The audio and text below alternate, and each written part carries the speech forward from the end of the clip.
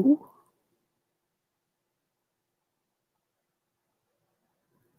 Oh, good evening, everybody, and thank you for tuning in to another episode of Stream Miami. Um, Thank you for tuning in last night. We had a great conversation with Nicole Love Dupree. It was just amazing. It was one for the books. We actually extended the interview for about 2 hours, and it was just great to hear everything that she had to say. And you could just talk to that lady for hours. If you missed it, all of the interviews from all the entertainers that I've done are on the Stream Miami page, and they're also on YouTube. So you can just type the entertainer's name and they'll come up. So please follow us also on Instagram at Stream Miami. And make sure you follow us on Facebook as well if you haven't yet. And follow me on Instagram too. Give me some likes and give me some shares. I could use a little more followers. I only have 18,000. I'm just kidding. Tonight, we have the body and the voice himself, Syvon Sanchez. How you doing? Hello, hello, hello. How's it going? Oh, baby, don't give me that. You gotta give me some more excitement than that. How you doing? What's going on? What is going on? I'm doing well. I'm honored to be here. Thank you so much for having me. Are you sure? I know you're nervous and you're shy. I'm nervous boots. But whatever you don't tell me, I'm gonna get it out of you. So, do you have a drink with you? I do. Okay, well, cheers. Where is it? There you Cheers. go, baby. What are you drinking? I am drinking a um, Stella Rosa Black, very hood-ish, I guess. Okay, well, I need you to take another sip. I want you to enunciate those words, and I want you to speak up a little bit so that we can have a great conversation. All right. And let's get going, baby. I wanted you to be here today because you have a lot to say, and you're one of those people that, unless you're asked questions, people just don't know about you. Um, I know who you are, and I appreciate you for that. But that's the reason why I pushed you to just sit here and take the heat. So Okay. we're just gonna get started, and let's begin. Let's go back to basics, our first segment, so you can tell me just a little bit of the basics about you. You ready? I'm ready. Let's do it.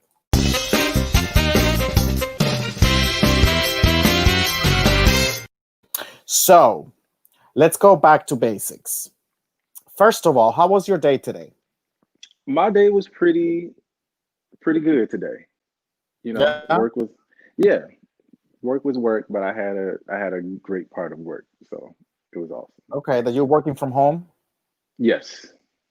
Okay. Well, my day was eventful because I decided to just spend half of the morning social mediaing, and I have very low tolerance for stupidity. So I was very tempted to just go live and pull off a Savannah Westbrook kind of thing, but I didn't. I held myself. But baby, I when saw I that tell post. you, I have Uh, many posts today. I was just cringing. So that was my day today. Tell me about you. Tell me about um, the basics about you. How old are you? When were you born? You have any siblings? Your parents? What's your hometown? Your alma mater? Your favorite color? oh, okay. So, little old me. I was born in Detroit, Michigan, on the west side of Detroit, Michigan. I am 39 years old. I was born January 5th, 1981. I am the oldest of three. I have a younger brother and a younger sister. Um, I fortunately have still have both of my parents. I've been blessed for that. And for a while, I also had the opportunity to have both sets of my grandparents. Um, so that's that. I went to King High School, Martin Luther King High School, King Crusaders, the best in Detroit. No argument there. And my favorite color is yellow, yellow all day long. I love the light. I love the sunshine. I love vibrancy.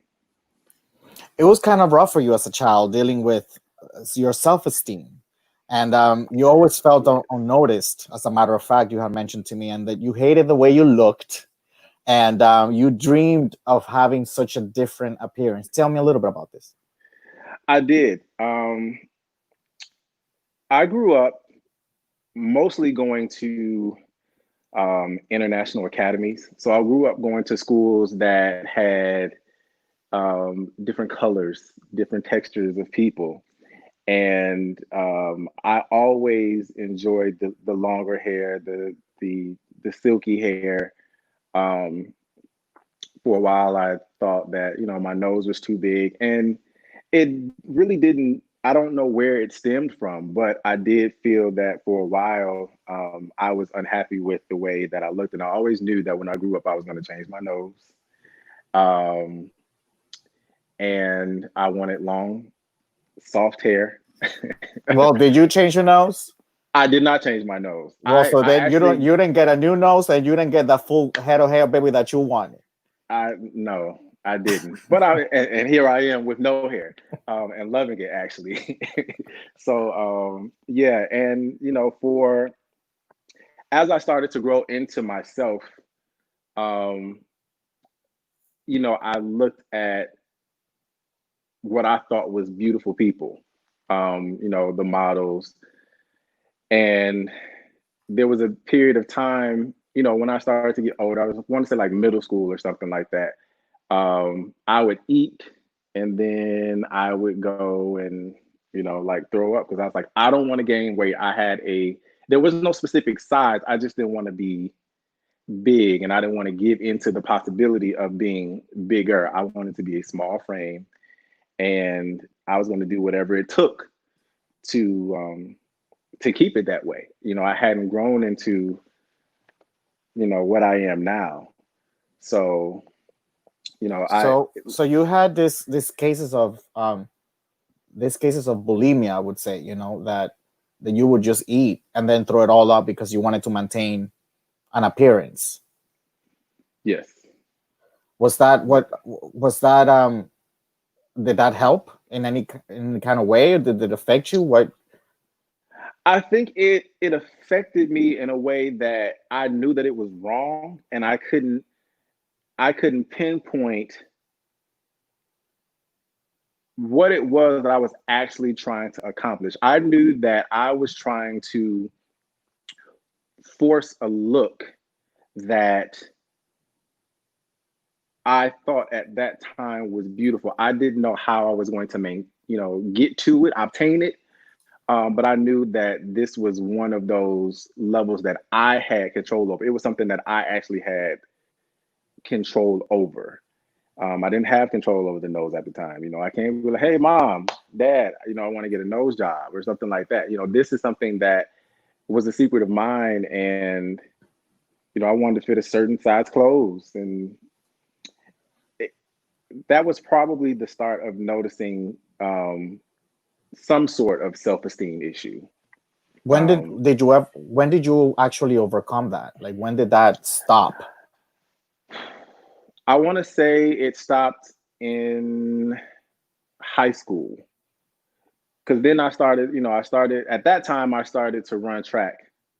So, for those people who know what a track runner's body looked like, I started to fill out and started to get into that shape. So I was like, oh, okay. And, people started to notice at that, a little bit. That's when boys actually started to take note take notice of me. So, I kind of came out and was like, this might work. So you come from a very athletic family. You have mentioned to me that all your cousins were well-known football players, and you were the softer of the crew. You got that feminine Yes, continence to you. I was the feminine of the You bunch. didn't like to play in the dirt. You didn't like to get sweaty. They could catch Mm-mm. you reading a book under a tree or playing with dolls. All of that Playing, good stuff. indeed. Was there any time that you remember where you experienced bullying from your same family, your family member? Yes, yes.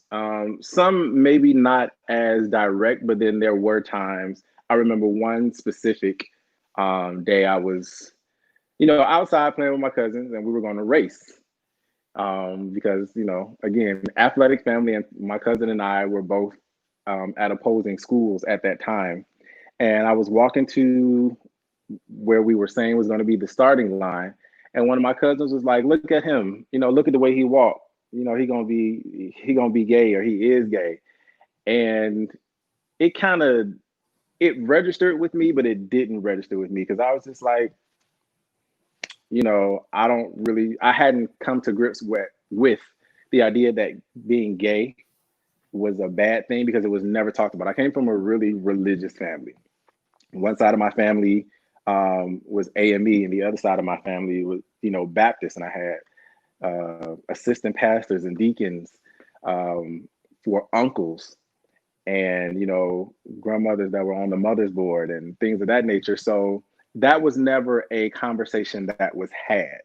And at that time, I didn't have anybody to look to or talk to or anything like that to say, hey, this is this or this is wrong. It was just like a silent situation. So hearing that, I kind of felt like it was a negative thing to it, but I never really fed into it. I didn't really fit in with my cousins back then. And I think that that's the case with a lot of people. Like I guess at least for me, I knew I was different. I remember first grade. I knew I was different. I like the little boy that sat next to me. I just remember this. But you just do you. Like you're just acting out however you feel like it's normal to you until people start calling things out, like certain things. So like, oh, look how he move his hands, or look how he walk, or look how he does this, and then you Right. start. Society teaches you that certain actions are wrong, but we don't This is a see it bad like that thing. at the Right. beginning. We're just acting how as how How we we are, are, right? or how we know how to be. Yeah. Right. You're one of the most charming and good-looking male leads in the scene. Oh, thank you. However, it's never a compliment for you when you hear people call you beautiful or give you, compliments about your physique or about your look or stuff like that. When they tell you, that they find you beautiful, you always get uncomfortable. Why is that? I do. I I want to say because there are still some things that I am not totally comfortable with myself. And I think that again it stems back into a mindset. Um I was in a relationship, a mentally abusive relationship where um at one point I wasn't allowed to leave the house, and they didn't want to be seen with me in public, which really it hit me hard, because I was like, well, why wouldn't you want to be seen with me? And that took away a lot.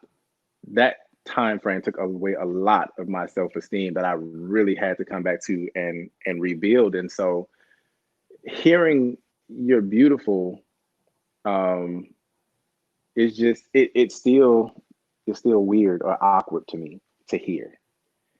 You mentioned that you just said that there are certain things that you're still not comfortable with. What are those things that you're not comfortable with? Are those things that are I physically? st- yes, I still have a complex about some things. I still have a complex about my skin at times. My hair when I do let it grow. Um, Oddly enough, some people may not think I do have a complex with my body. Sometimes I want to be bigger. Sometimes I want to be smaller. Sometimes I just don't know. I guess it depends on where I am mentally at that time. So, um, yeah, I still do have those moments. I'm not gonna downplay that just because I know how it feels.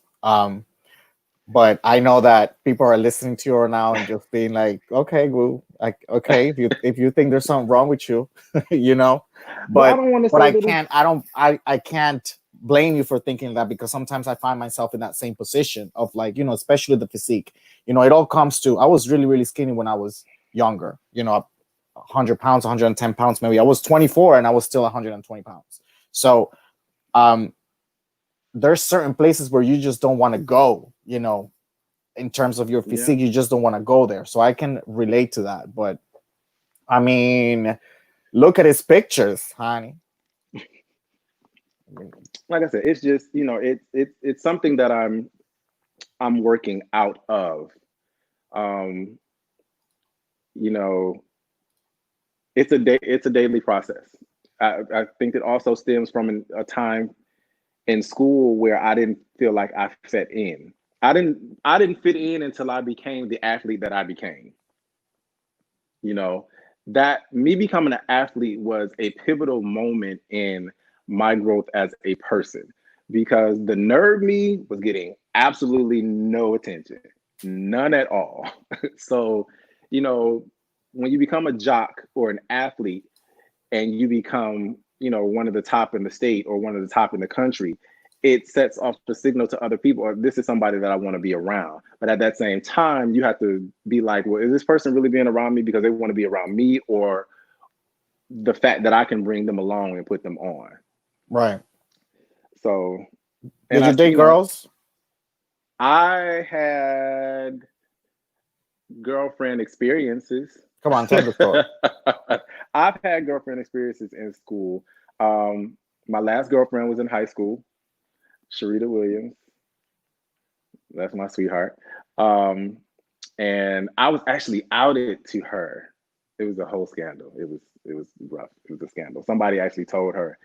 There was a guy that I was actually messing with on another school team that ran track with us for the summer, and he went and told somebody and told her that we had messed around. And she and I had a talk on the track trip, and I said, well, yeah, I like guys. And, she's like, okay, well, as long as I'm the last girl, that's fine. And we were cool. And that was my last experience with a girl. Never had sex with a woman. It's just not for me. I'm It good. scares you? It does. leave, leave that there. Your coming out story, you say that it has levels. It has like three different tiers. So let's go to the first level, which was middle school. What happened there? Middle school, I had the biggest crush on this guy in middle school, and I had wrote him a letter, and I didn't get a chance to send it to him because it was in my drawer. And I was like, oh, okay.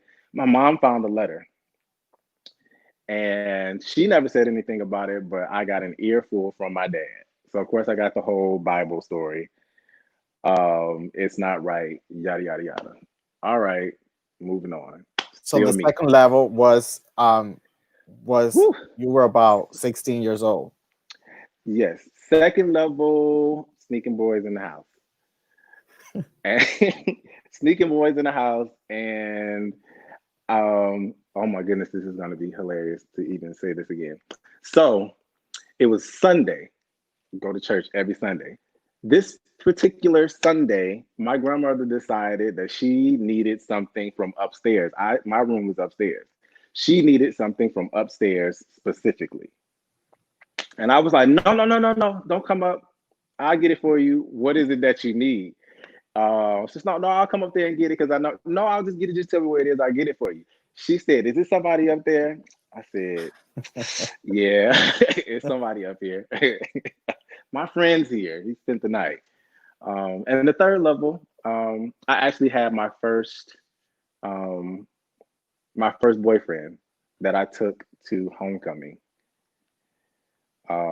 which That was must have been a a moment. scandal. It was a scandal on so many levels because he was absolutely beautiful, and the people did not know what to do.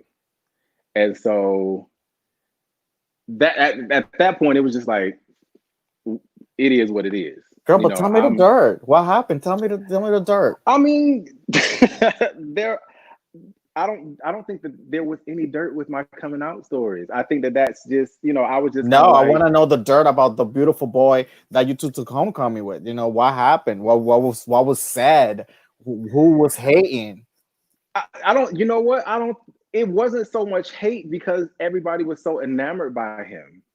My best friends were like, oh, who is that? And I think that people already knew kind of like that I was gay, but nobody wanted to touch it. So they didn't start talking about me until like later. And I had a real run in with the football team back then. So after that, once they knew I was gay, that's when they kind of started to come at me. But at that point, I was like, I'm in it. We can fight if y'all want to, but What about It your is first what it is. experience with a guy? Was that him, the beautiful boy? No, that wasn't him. That wasn't him. Um, I had so there's so much with this. This is my first time ever meeting um, a trans woman. My friend, the guy that I was talking to, was like, "Oh, don't worry about it. We're gonna sneak you out. I'm gonna have my friend call, and she's gonna act like she's my mom, whatever, whatever." So that happened, and my mom was like, "Okay, yeah, that's fine, whatever, whatever." Um, I went to a Bone Thugs and Harmony concert with him, and we went to the concert, whatever. Went to our mutual friend's house, and once he went to sleep, it kind of went down in the other room. I didn't really know what to expect, but yeah. You don't know. Like, I never had the birds and the bees conversation, and again, I didn't really have gay friends that could talk to me about this stuff. So it was kind of like a play by play. Okay, we'll just go with the flow type situation. Yeah, that wasn't the best though. Why? It was just whack, I guess. What Yeah, do you he mean? wasn't the right. He wasn't the person to. That was definitely not the moment. That was definitely not Oh, the you first mean the experience moment experience? that The I wanted. experience was, Right. oh, That was okay. definitely not the best first experience that I would wish on anybody. All right. So I'm gonna tell everybody right now that I'm gonna do a late night show later on, like around 11:30 at night, 12 midnight, where Syvon is gonna explain all the details about that first experience. When you don't know what you are, when you don't know what you are at that time, Yeah, it's you don't really difficult. know. You It's start exploring, you difficult. don't even know what to do. Like, I felt so weird. Well, he had more experience than you did. He did have more experience than I did. He tried to smooth it. He tried to be charmed, and it just, yeah, no, It didn't happen. So you were a it didn't go-go happen. dancer. Whoo, yes, Tell me how you got started with exclusive. that. And Um, then what happened afterwards? Because I know that you got caught into some love triangle. so Disclusive was born here in Atlanta, Georgia. Wait. So let's change. Let's change. I haven't even changed the segment because this is gonna get Okay, real. All right, let's okay. dive deep.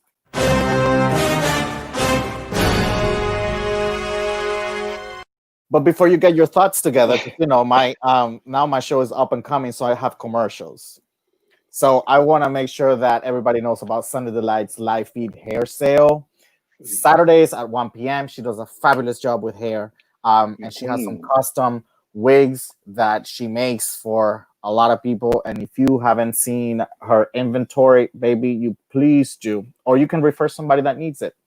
Um, and that's Sunday Delight. We also have Desert the Morning, my auntie.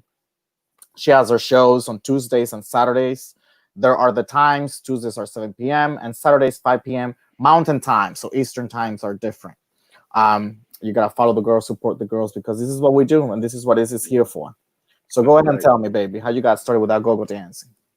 So here in Atlanta, um, that started at probably a low point in my life. I had come out to my parents, and my father at that point had cut me off. Like, okay, you in school, we're gonna do this, but everything else is a no go. So I had to find other ways to make money. Okay, you have a body now, you're gonna have to use it. You're gonna have to work, you're gonna have to use it. And so Disclusive was born. That was not an easy transition because I was still in a mindset of this innocent kind of guy. So a lot of people would be, they want to touch you a certain way and they want to do this and they want to do that. And I'm like, I'm just here to dance. That's it.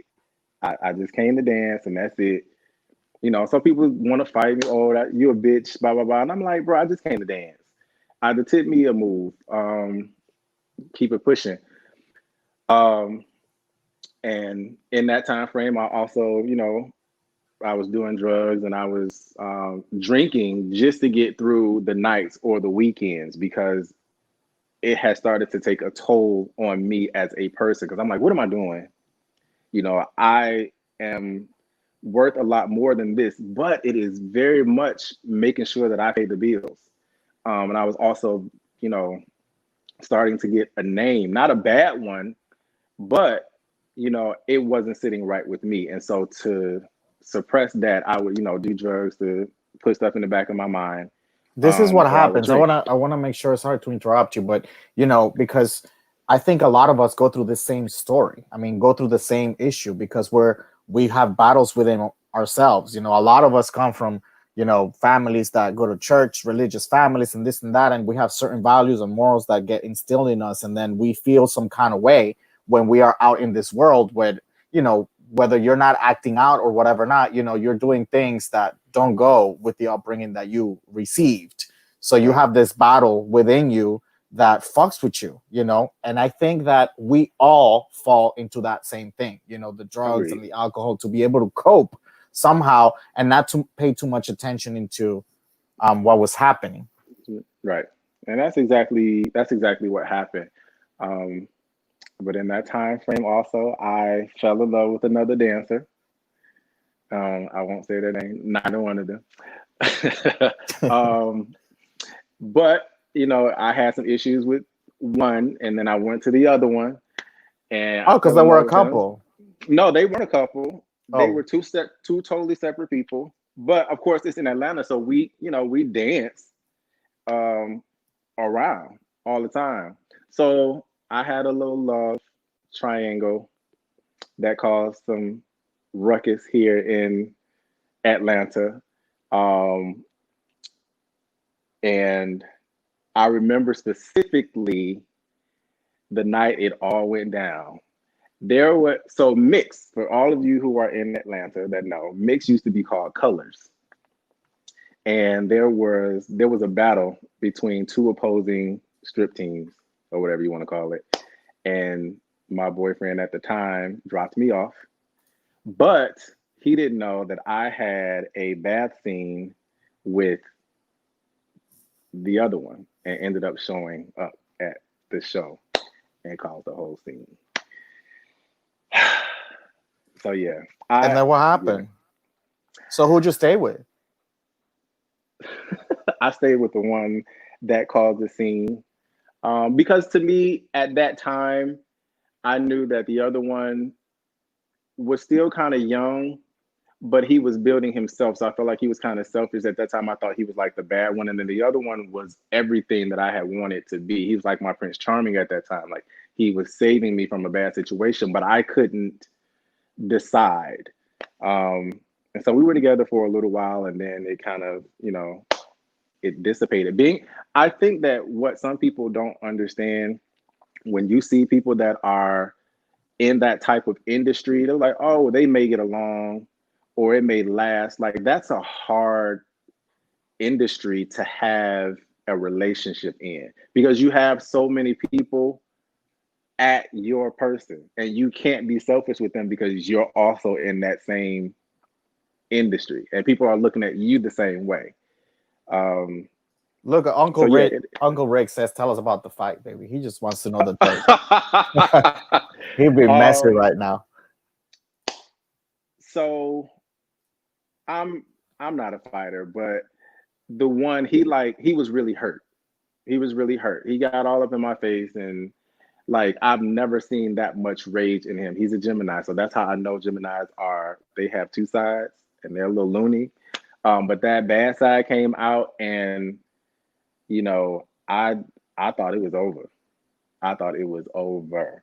But again, the gentleman that he was found out where I was that night or where I was staying, being consoled, and I woke up and he was there holding my hand. So, You started in the ballroom scene, and there was, oh, you were in the house of Muglia, and then you left for a little bit. You went to the house of Mizrahi, and then you came back to yes. the house of Muglia. But there's an anecdote specifically about um, you almost didn't get into the house of Muglia because of Raquel Lord. Uh huh. Well, Hey, tell me the hey, tea. Granny. Hey, Granny. So, you know, of course, you have to get inducted into these houses, and so they have to, they fill you out, what category you're walking for, What'd you walk for? all that. I walk sex, siren, and body. Of course you did. Yes, I walk sex, siren, and body, and they were asking me questions. Again, I'm in college, so at that point, I spoke a certain way, and Raquel was like, he answering these questions like he had a pageant. I don't know what pageants were at that time. I had no idea. So that completely went over my head. But it was just like, we're not really sold on him yet, because I feel like they felt like, or she felt like at that time, like somebody had prepped me for these questions. And I'm like, I only know one person in here. To the fact, to be quite honest, I did not get in that night. I had to prove myself at a whole other ball that I was worthy of getting into that pageant. And there were two Mugleres that I had to walk against that night, and I beat both of them for body. And that's when I got in the house. You got your tens and did you get your trophy? I got my tens and I got a grand prize that night. Okay, baby. So I had to prove myself, but I love the house. I really do. Me too. That's where I started also, and then for me, but I became legendary, baby, across the East Coast. Oh, well, Yeah, congratulations. baby. I just couldn't go that. I just couldn't give it that much. I love it, but I couldn't give it that much. I loved it. That was my thing. It was my outlet. That was my family. I mean, everything about it. So when you start singing, I had been singing since I was a teen, a wee little thing. you always had Um, that amazing voice. no, I Always. had to grow into that. I had to grow into that for sure. I've Okay. always been in music. My first instrument was a violin. So voice was never my first instrument. Um, and I started to sing in the church choir, and that went through um, high school. I was in concert choir, madrigals, Kingsmen. So I had all this different training in school, in high school, that actually prepped me for um, where I am now. My teacher at that time, Alice Lloyd, rest in peace, Miss Lloyd, um, was very adamant about making sure that we were trained a certain way, and that we were able to sing a variety of different genres of music. It was important to not just be stuck in one category. So, we competed singing classical music, but we would sing the spirituals, and we would sing the gospel songs, and we would sing, you know, whatever at that time. And I sang with some very, now well-known singers. Um, and so, trying to keep up with them was What do you something. play any instruments? I play the violin, and I can semi play the electric guitar. Let's see some of your vocals. See, All is laid to chance. The road that lies ahead. I've been so many places in my life and time. I've sung a lot of songs. I've made some bad ones. To dream the impossible dream. To find the unbeatable foe. To bear with unbearable sorrow, and to run where the brave dare not go.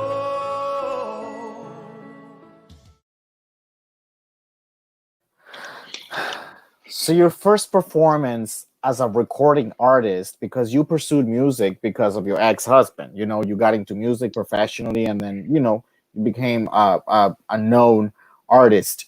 And your first performance as a recording artist, it was a moment, because this was also when you came out to the world, publicly in the internet, including friends and family, that you were HIV positive.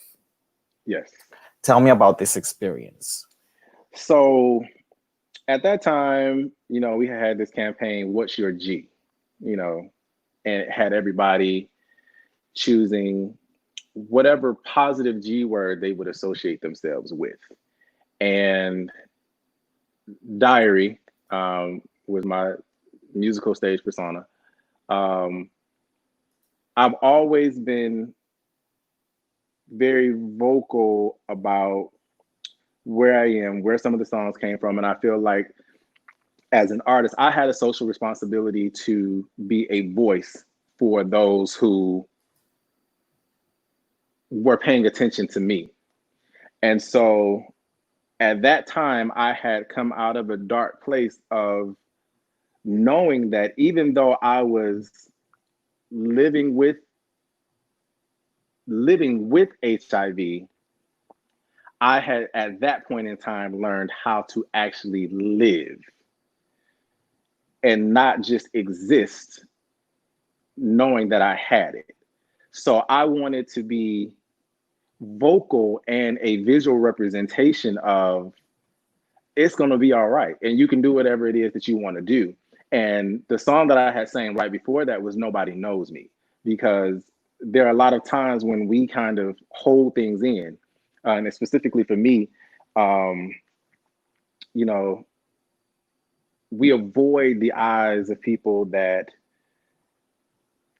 don't really know us, or some of the people that do know us. And we don't realize that we don't have to be that way. So I really just wanted to, come out and tell the world, hey, I'm HIV positive. I don't look like what they try to tell you on TV or, put out there that an HIV person is. I have heard before, oh, your eyes are sunken in. That's how I know that you had it. Oh, you lost weight. So that's how I know that, you have it. And I'm like, where are you all getting this from? And I didn't want people who had it to fear what other people were saying about them. I wanted them to have just as much freedom as I did in living their life and living their truth, without all the negativity. Like, I think that people need to see that.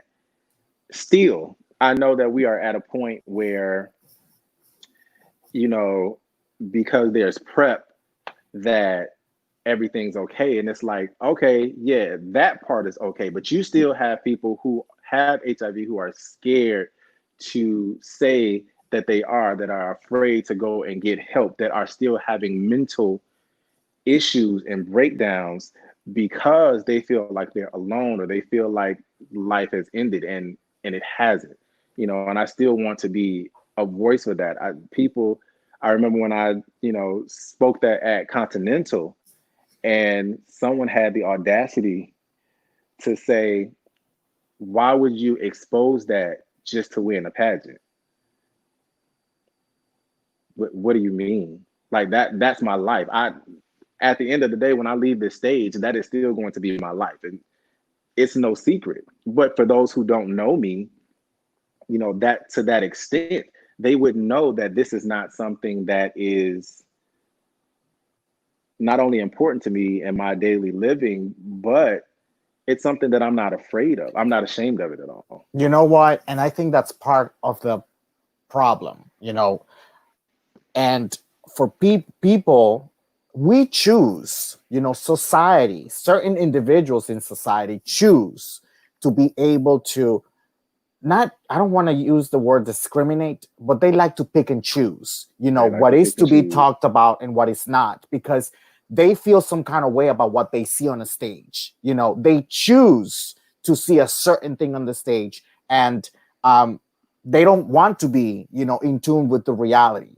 Right. and that's the taboo that we have to break. And that's part of the problem why we live in the situations that we're living in today, because of people like this, people that are Agreed. extremely consumed about their individualism and about what they feel and what they think, works for them, and they want And to they project implement it. that same right. They want to implement that same thing on everybody else by making this Right. kind of stupid and ignorant comments. You know what? Um, let's move on. But I want to tell you because, baby, today's not the day to fuck with me. Um, uh, I wanna commend you not only for what you do, the way that you speak out about it and speak up about it, and for your bravery and to be able to show who you are, who you truly are. That that's just a circumstance of your life that doesn't It's really the it's determine, the person that you are. And I think that, if a lot more people were as brave and as unique and genuine as you are, it would be a better situation. We would face this in a more educated manner. So I I think commend you for that. we've come away, but when you have people, and I think that there are those people that are there, but I think that there are some people who just get tired because when you have people that use that as a tool to degrade someone, um, in an argument or a debate, it tends to bring people back. It tends to push them back and just be like, what is it for? What is it? What is the purpose? Um, so yeah, I totally agree. It has to change. It's a taboo that it's still taking some work. We've come away, but still have a long way to go. And I think us as entertainers, we have a certain platform, we have a certain voice. And we have to And use it. exactly, we just, whoever chooses just to stand on the stage and be pretty, then there's something wrong with you. I'm sorry, right now is not the time to be doing that, just entertaining. If you Agreed. have people watching you and people following you, then something needs to be done about. Baby, I wish in a pageant somebody came to me and sent me some shit like that, because I'll be grabbing that microphone. They're not ready for my question and answer category, baby. Just bring it on and throw it at me. Throw it at me. Anyway, um, how's the you got married in 2010, Yes. and you got divorced in 2014, 14. Yes. and I know that this was rough for you. Yes. So yeah, baby, get a sip. Get a sip. I know this is the subject. What impact did that have on you? Okay. So that had a twofold impact. It was the best time in my life, but it was also the worst. And I'll start with the best. It was the best time in my life because I had come into so much of myself.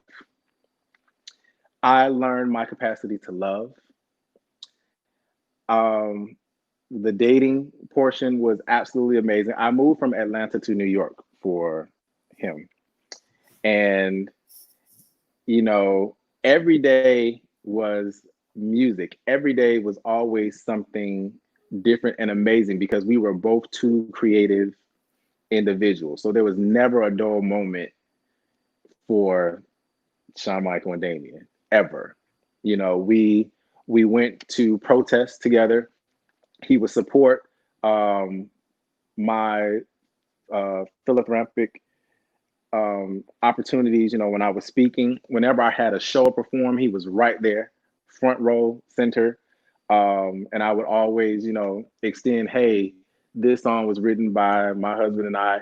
And so there were some great moments, but as with any relationship, there are, bad moments, and I'm no angel. But when we divorced, which was his choice, um, a part of me left because we were together for so long that was my everyday. And every part of me, we have been in every part of New York.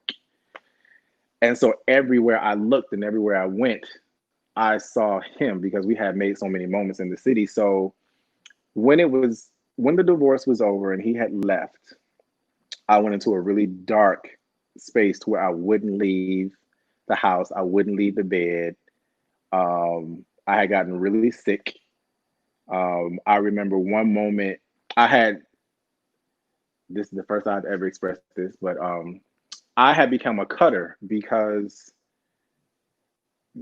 at that time the pain was that unbearable that I had to shift to something else painful to take away that heartache. And I remember I went to my friend Jill and Keith's wedding with the 104-degree temperature. I had gotten really sick. Um, just because I didn't want to miss their funeral. I mean, sorry, miss their wedding. And I didn't know if he was going to be there or not. I know he was dating at that time, and they had made sure they switched our table. It was stuff like that because we did everything together. So people were kind of walking on eggshells about who to invite. Um, and so I had to come out of that. My friends Jill, my mentor Vaughn, and a very good friend of mine by the name of Clay and Percy were my lifesavers at that time because I don't think that if I had had them that I would have come out of that. Because when I love extremely hard. I'm not a person that wants to give up, even on friendships. It takes a lot for me to want to give up on someone, and I just couldn't. But once I realized that you are, look at what you've grown into, look at the person that you are, and look at the platform that you have, and you have to use that to change the narrative, change the atmosphere around you, and give other people hope. One of the pictures that you showed was a photo of us that continues to pop up every year, multiple times a year. And it got to the point where I was like, hey, if people find joy and hope in that photo, then let them have it. You know, it was a very valid and very welcoming and loving moment in our lives. And, I'm glad that other people find so much hope in that photo. What did it take? What did it take for you to come out of that? Whew. It took a lot of support. It took a lot of piecing my life back together for me. It took a lot of my friends having to remind me of what I had inside of me and the power that I had, that I just had to dig in there and get. Because I felt like I felt like it was over. I felt like my music was over. I'm like, how am I gonna do this?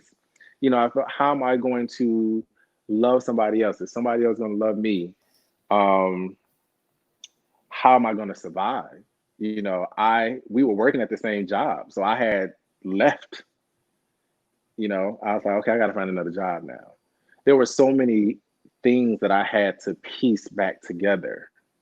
And without them, like I said, if I didn't have their constant support of talking to me and um, checking on me, I don't think that I would have made it out of that dark hole at all. It does take a village. I have been in that position, and it takes a village. You definitely need to have a support system to be able to pull you through, because if not, it just doesn't work. But I'm glad. Oh, I'm glad. I mean, you and Michael are okay now. You guys are friends, that's my best friend. That is my best friend. We just talked this morning about music. Um, and yeah, you guys have a great relationship. And then that's what it is. I mean, it evolves. Things evolve, but you have to let it. I think that one of the things, and this is just my opinion, I think that one of the things that a lot of people miss out on is they don't necessarily know what it takes to go through the art of dating.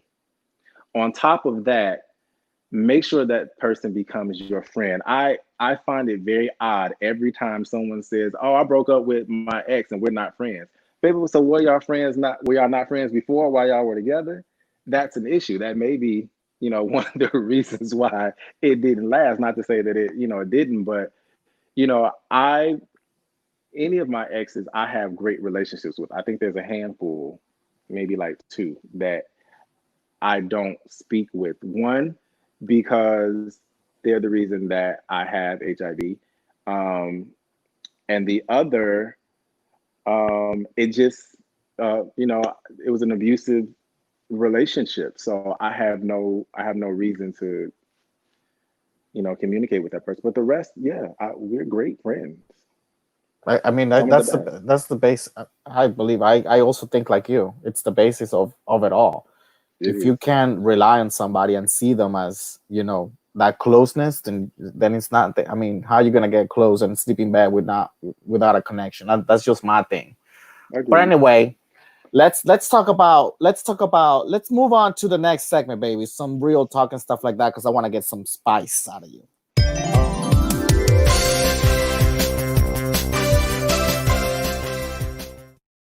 But before I do, I got commercials. Okay. We got wigs by Norel, Taina Norel. That's my niece. She's doing wigs. She's selling wigs. Nice. They're also amazing. And you can contact her on her phone number. You can follow her on Facebook or Instagram. And if you know somebody that might, this might be helpful with, I know that she helps a lot of cancer patients, women with that are cancer patients with, certain pieces and things like that. She offers that type of service, custom Congratulations. wigs with things like that. So it's an amazing outlet because Sonny does a lot of the showpieces and for the girls and things like that. I think this is a more natural look. And of course, an evening with Stasha Sanchez on Tuesdays at 10 p.m. She does Instagram, baby, because she don't like Facebook. She doesn't like Facebook. She likes Instagram. Sometimes she comes on Facebook and she does a little gig, but her main show is on Tuesdays at 10 p.m. Stasha Sanchez. That's your grandmama. That is my Gma. Yes. Talk to me about the body. The body. You have the most, if not the most celebrated well, not the most, baby, because I got a body too, so I Because can't you speak. got a body on you. Yes, indeed. So you're not the most celebrated, but you're up there. You're right. In the industry. How does that make you feel? Even though you feel like you have your insecurities about certain things here and there. You're not happy with this. You're not happy with that. But you are celebrated because of your physique. So how does that make you feel? It makes me feel. It makes me feel good because it's something that I put time and attention to. So I didn't really get into my body until 2013. That's when I actually started working out. It was actually a attempt to be like, okay, if my body just normally looks like this, because I'm always athletic, what would happen if I actually worked out? And so I challenged myself to become a bodybuilder to see, you know, to what extreme could I go and what would I do? And I fell in love with it. And I'm proud of it. I work hard at it. When I try to post my pictures, I try not to post anything, raunchy or anything like that because I want people to understand that I celebrate my body, but it's not um it's not to be devalued. I don't want people to just see it in a sexual manner, even though I know that, for some that is, but also to make sure that people are body aware and body conscious and be happy within whatever body that they have. I So want to show a I'm little clip where you showcase this body beautiful, baby.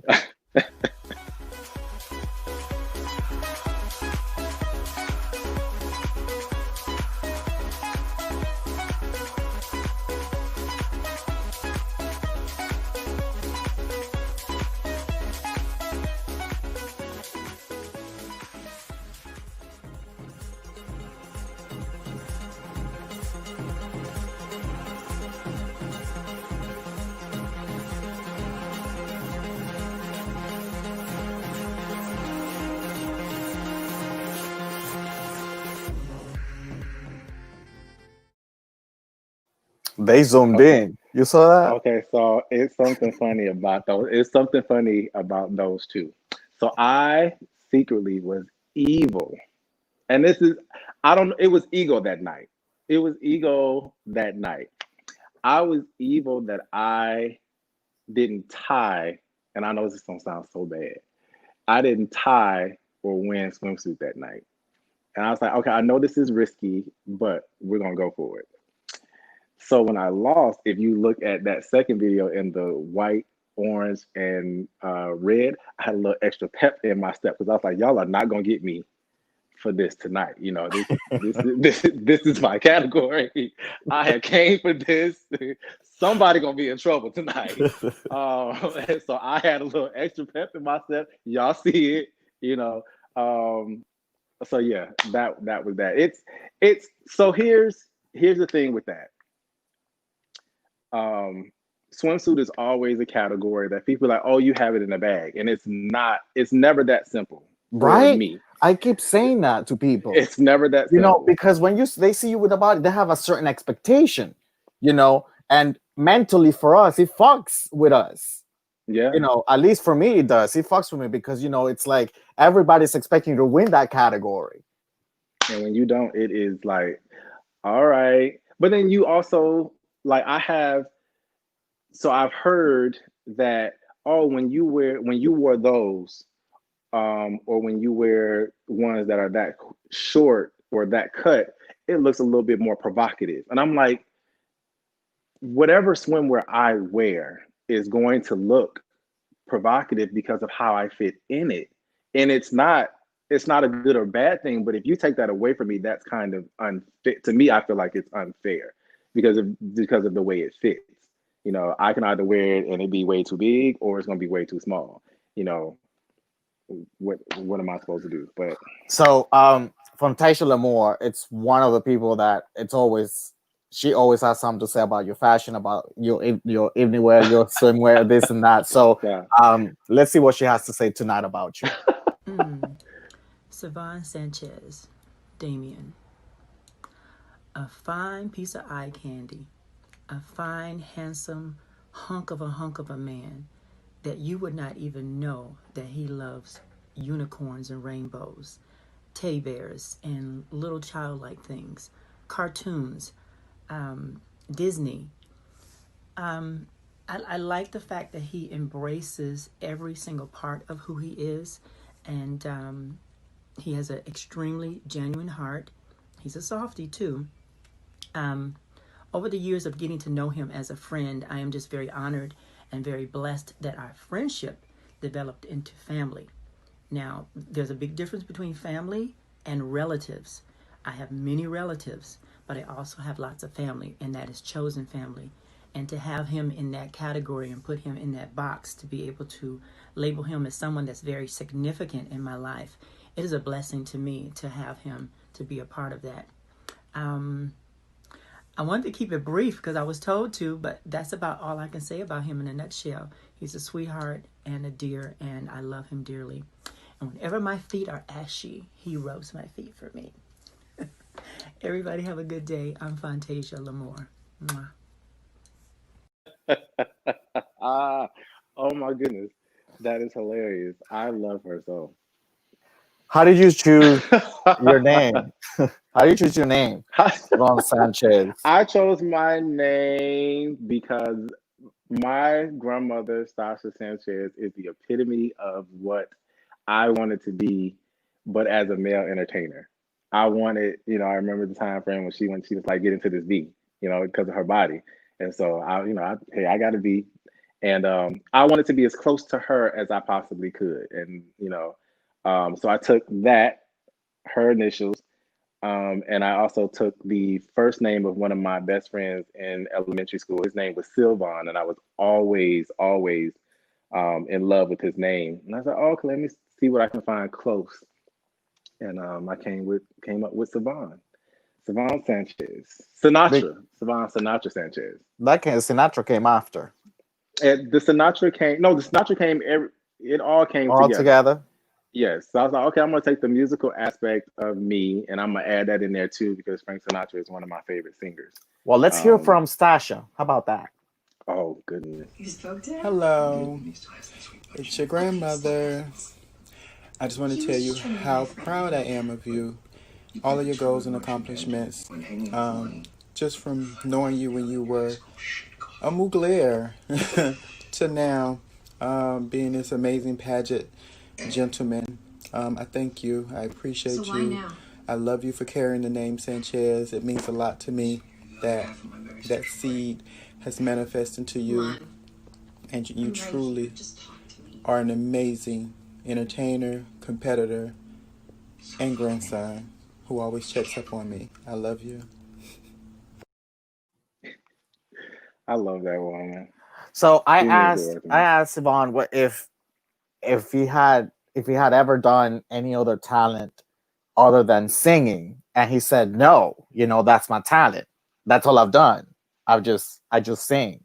We have many things in common. Many things in common, you and I. But one of them is dancing. So we can both dance. People do not know that we can dance, but you and I, we have a problem dancing. Yes, yes, Can you tell the indeed. people what it is? But listen, it's gonna take me a good minute to catch the moves. You can't just have me out there doing a 5, 6, 7, 8. It's gonna take me some time to get those moves. I wanted to be a dancer when I was younger. My family told me no, um, and so it's a good two step right about now. But And I want to also, dance. when you lift weights Oh, you and are you have stiff. some time of muscle mass, it is very difficult to move this body. You have to make an extra effort to kind of like, really move it for the stage. You can dance like this. You see me like this, we can dance and we moving. But on stage, when I feel like I'm going full out, and then I see the video, and I'm just doing this. It's like watching videos. Is that what I just did? You It's know, like one of those what's supposed to look so beautiful and effortless looks like it is a struggle it is. to It get from one looks move like to the it's a next. struggle. That's why it takes us a minute. So I think Yes. it's funny, that we share that because we feel the same way about dance. It's like, yeah, we want to do it, but then after we try, we're like, nah, we ain't gonna do it. We ain't gonna do all that. After that first 8 count, can we do something else? Can y'all just dance? What are you scared of? What scares you? I am afraid of dying alone and not reaching my full potential. What do you think is your purpose? I think my purpose is to inspire daily. I'm a nurturer by nature. And I think that every day when I wake up, I am meant to make someone smile and have that be a snowball effect throughout the universe. And I think that that's what my purpose is. My purpose is to inspire. My purpose is to encourage. My purpose is to nurture. And it's a blessing and a curse, but it is um, one of the things that I love the most about myself. You're the reigning Mr. Duval, and you're actually also Duval. the reigning Mr. Gay World USA, which is going to be Yes. taking place. The national Mr. Gay World is going to be in South Africa In South in Africa in January. March. Oh, March. March. Oh, March. Yes, in March. So let's talk about Mr. World first. How can we support you, and what can we do to cheer you on? So to be quite honest, one of the things that people can do to support me is make sure that you're following me on all of my social media platforms because that is a big part of the competition. Yes. The U.S. has been known to not be so at the top in the social media aspect of things. So, following me, being interactive, getting to know me, but knowing what's going on, that's, for me, I'm on Twitter, I am on Instagram, I am on Facebook. Um, and, I'll be having some things that I'll be doing to, raise funds because it is, it's a week long, it's an Yeah. international trip. When are you gonna So be doing? When are you gonna be doing all that? once everything cools down with COVID. So be on the lookout. Probably the earliest will probably be, I want to say November. Okay. So okay, so then we'll just be on the lookout for your Yeah, be social on the lookout. media and your shows and things like that, so we can support you. Let's talk about Duval, baby. Duval. What does that pageant mean to you? Once Duval, always Duval. This has been, I haven't, was the second pageant that I've won, and it has been the ultimate experience. I think that Duval has set such a standard of what it is not only to be an entertainer, but what it means to be in a pageant family. Jacksonville, Florida has shown me so much love.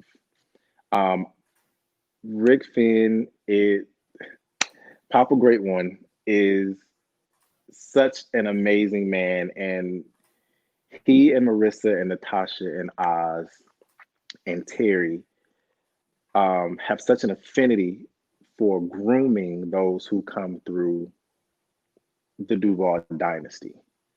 And it's so much more than just the pageant. When I say it is family, I have never experienced such great such greatness on a daily. Just talking to them, the full my court. I am absolutely in love. My queen, I adore her. I love her. Um, my newcomer, king and queen, the plus. It's just it's something that you have to experience. I can't even put into words how amazing it has been during this reign. It's been absolutely phenomenal. I don't want to give it up, to be quite honest. You have to. Maybe you'll crown me. I know. Yeah, okay, come on. I got you. Let's put it on you. You know that there was when we were in the middle of quarantine, they used to do this little, quick little contest, I guess, on social media about best gown and this Hmm. and whatever. Not remember those? Yes. I think Cheyenne from North America pageantry did some, and then I don't know who. I mean, there was a few going on, and we We were were in the one for nominated body. for body, right? Yes, and I So knew I had lost. yeah, no, no, no, no, I said, no. But wait, oh, so we submitted oh, our pictures.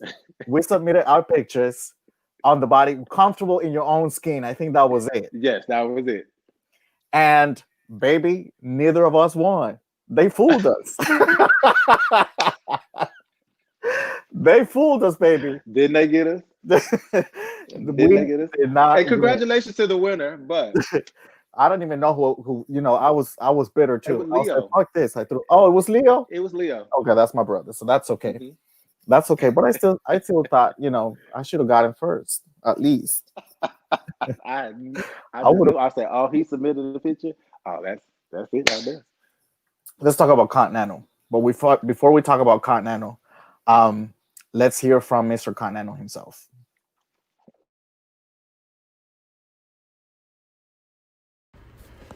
Well, what could I say about Syvon Sanchez? He is the true definition of a kind, gentle soul.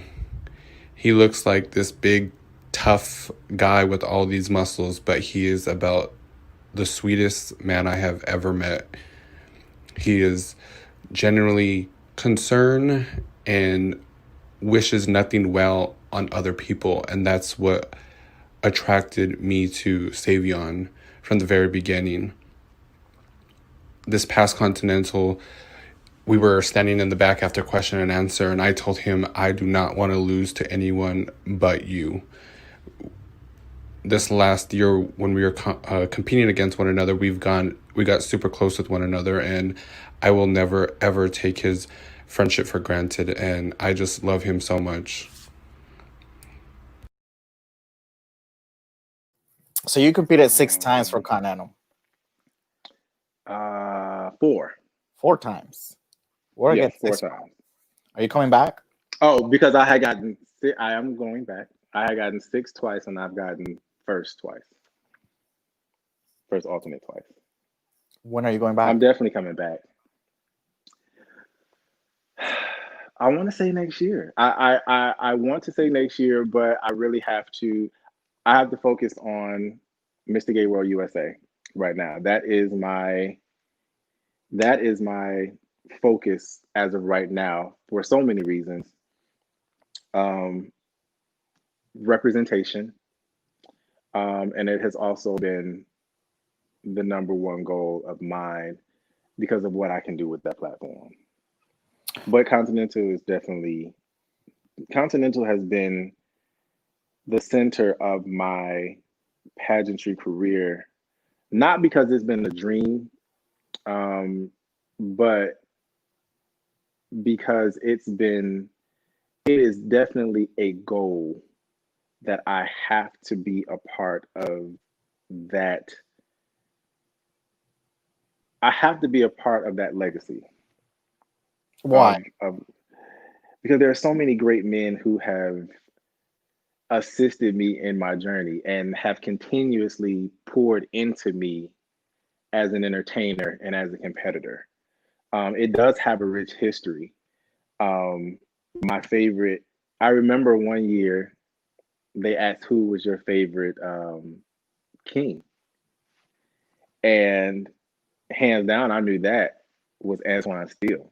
You know, um, during his reign, I talked to him every week, every week. Even after that, we have still been so close, and he has been so instrumental in me becoming such a better man. Um, he's a great friend. He's a great brother. Um, but you want to be a part of something like that. You want to leave that impression on others, and I want to be, I want to be a part of that. Desi has been that's my pageant husband. Um, and so, like you said in the video, we become very close. I fell in love with, the person that Desi is when he was years today. And you want to be a part and do those things. And I can't wait to be Continental. I can't wait when it's my time. Antoine Antoine is one of my best friends, and there's so many layers to him, but he's also so just genuine, Hmm. and he's such a gentleman sometimes, it's like, girl, cut the shit and tell me the truth. He always tries not to hurt your feelings. I'm like, I don't need that shit. I need you to tell me what it's it the is. it's the Capricorn in us. It's like, God damn, Antoine, just give me the tea, you know? Um, I love him. I really do. Um, who's your favorite actress? My favorite actress is Audrey Hepburn. Why? She has this regalness to her in her acting and this innocence and this beauty. And on top of that, what she gave back to the world was epic to me. You know, um, her philanthropic um, things that she did and what she gave back um, to the world was nothing less than amazing. And it always inspired me. I can sit and watch her movies all day long. Really? Yes. Do you have a favorite actor? Heath Ledger. Heath Ledger was my favorite actor, and why is his name? I feel so bad not remembering his name right now. I have another one though. You have an Audrey of your own that you just got. I I do. I have a 9 week old puppy named Audrey. She driving you crazy yet? She is plucking every nerve that I have right now, and I have to remember that she's only a puppy. She's a black lab mix, and she does try her moments. Bring She her. is a spoiled brat, huh? She's sleeping. She is sleeping. That is her. When she's not getting on my nerves, that is her thing to do. She sleeps so that she can get on my nerves. Um, so we are at the end of we're out of time. Actually, we're went over a little Mm, bit. We're out of time. It's been amazing conversing with you, my friend. And thank you. It's been fun. but I have a couple of more questions for you. One thing is a Okay. request. Before I leave, Okay. I want you to sing a little bit for me.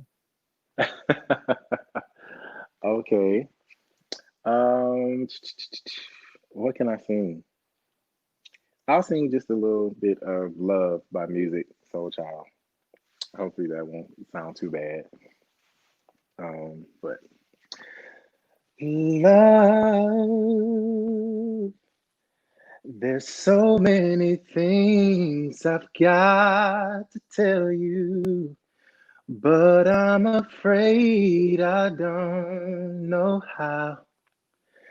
'Cause there's a possibility that you'll look at me differently, love. Ever since the first moment I spoke your name, from then on I knew that by you being in my life, things were destined to change. 'Cause love. Yeah. Thank you. Let me see those hearts and some likes, people, for Syvon. It's hard for me to call you Syvon. It's hard for me. I think I've never called you that. That I It, forced myself today to just say Syvon, Syvon, Syvon. I can't. It's hard it for me. it's rare that I hear it. It's either Dame or my name. Yeah, And for me if it's or Damien. I just people, call you I Damien. That's mean, what it is. and people still pronounce it wrong. Like Savion. Before It's we all leave, right. I wanna remind people that Tash Long tomorrow, Us Yolanda Adams baby with a special guest Naomi Onassis Night. She has her shows every Thursday. She brings something new. This woman is a powerhouse. She is the GOAT. And after my show, after we're off here, so don't leave yet because we're not done yet. But after we leave, we have Chevelle Brooks in the Boom Boom Room. And tonight she has as a special guest um Desi Andrews. So we gotta switch over and just hop onto her page and see what Desi has to say. She does amazing interviews as well. I mean, amazing interviews. Her show is amazing. And she has a So special guest, Mike Silas, in the booth. so and before I forget, we have a local queen moment of the week, sponsored by Local Queen Merch. And here's how to enter. Number one, follow Local Queen Merch on Facebook and follow Stream Miami on Facebook as well. Then you can tag Local Queen Moment of the hashtag Local Queen Moment on the live videos and pictures of your favorite queens. And then you'll be automatically entering into the contest to win $50. And tomorrow, just like every Thursday for the month of June, we announce the winner here on my show. Tomorrow, I'll have Kana Jacobs. She's just amazing, a Hawaiian beauty, Absolutely. and a beautiful person. So you got to make sure that you tune in and join me for a conversation with her, so you can learn a lot about this beauty, because that's another one that's going back to She's Continental, and she's gonna she's amazing. just fire it up, baby. She is amazing. She She's truly amazing. is. So, Syvon, you are a hopeless romantic. I You am. are a hopeless romantic. This is for you. It's like, um, that's what makes you. And that's what you expect. That's what you give. You're very affectionate. Um, Tell me, in your own words, what is how do I say it? Your ideal love, not the person, but what is your ideal love? That's a great question. My ideal love is such a strong connection between hearts. Um, I want to be in something where we complement one another. Where I'm weak, you are strong, and where you're strong, I'm weak. And I want it to be as though it's a tennis match that we're playing. Every time you hit, I hit it back to you. And we're just going back and forth, and we're keeping that serve going. Um, with the understanding that we are going to thrive and grow together and instill within our family um, a level of greatness and passion for life that we can build up within each other and then let it overflow into the world. That's the love that I want. And that is my wish to you. That's what I hope for you. That is my wish to you, brother. Cheers Oh, for that. And thank you so much for joining me tonight, for opening up yourself. I know that you started, I mean, you've been thinking about this moment since yesterday, shaking, but it wasn't that bad, right? it wasn't that bad. I'm so honored and very appreciative of you having me on. I really appreciate it. I appreciate you, and don't ever forget that. I'm gonna call you in a little bit to dig on you and see how you felt. I'll talk to you soon. All right. I Peanut love butter you. kisses. Love you too. Bye. Bye bye. I want to thank you all so much for tuning in. He's just a great individual. He's one of my good friends, and I appreciate him greatly, not only for who he is as an entertainer, but who he is as a person. I thank you all for tuning in, for sharing this platform. Um, this is not for me. This is for everybody out there, and everybody who really wants to be part of something, who wants to have a conversation. And I think it's important that we have it, not only to get to know the entertainer, but know exactly how we feel about things, about not only the current climate of the country, but about ourselves deep in here.